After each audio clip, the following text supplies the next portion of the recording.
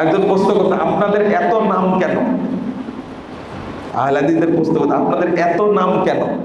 আমরা বলি না আহলে হাদিস, সালাফি, তারপরে কি মুহাম্মাদি, আনসারুস সুন্নাহ। বলছে আপনাদের এত নাম কেন? আহলে হাদিস, সালাফি, মুহাম্মাদি। আপনি বুঝতে ভুল করেছেন। বলেন তো কোরআনের নাম কয়টা? কয়টা? প্রায় 56টা নাম উল্লেখ করেছেন কোরআনের মধ্যে। কয়টা? আল্লাহকে জিজ্ঞেস করেন, আল্লাহ তোমার কোরআনের এত নাম কেন? জিজ্ঞেস করেন।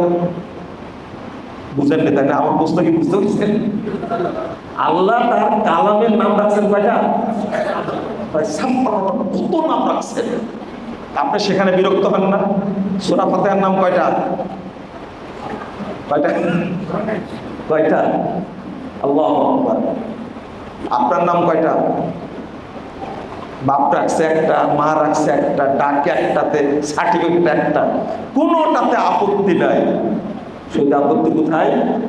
আহলে হাদিস নাম। এত চুল খাইলে ভাই নামটা। লা হাওলা ওয়ালা কুওয়াতা ইল্লা বিল্লাহ। নবীর নাম কয়টা? কে বলতে পারে? হ্যাঁ, নবী মুহাম্মদ সাল্লাল্লাহু আলাইহি ওয়াসাল্লাম নাম? হ্যাঁ, 5টি। বলতো 5টি মাত্র। নবী মুহাম্মদ সাল্লাল্লাহু আলাইহি ওয়াসাল্লামের নাম আছে প্রায় 8টির অধিক। এটা আল্লাহ রাসূলকে জিজ্ঞেস করে তোমার নাম এত কেন? তাই না? আল্লাহু আকবার। একবার সহিহ বর্ণনায় 5টা আসছে।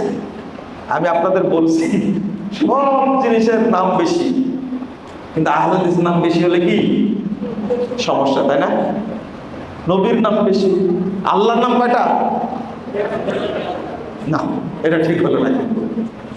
আল্লাহর নাম আরো বেশি। তার মধ্যে 100টার মধ্যে যদি কেউ, আল্লাহর অনেক নাম, 100টার মধ্যে যদি কেউ 99টা গুণে, আল্লাহ তাকে জান্নাত দান করবে। এই গুণা মানে গুণে রাখা মানে যে হেফজ করে নামগুলো বুঝবে, আল্লাহ তাকে জান্নাত দান করবে। আল্লাহর নাম এতগুলো, কোরআনের নাম এতগুলো, সূরা ফাতিহার নাম এত।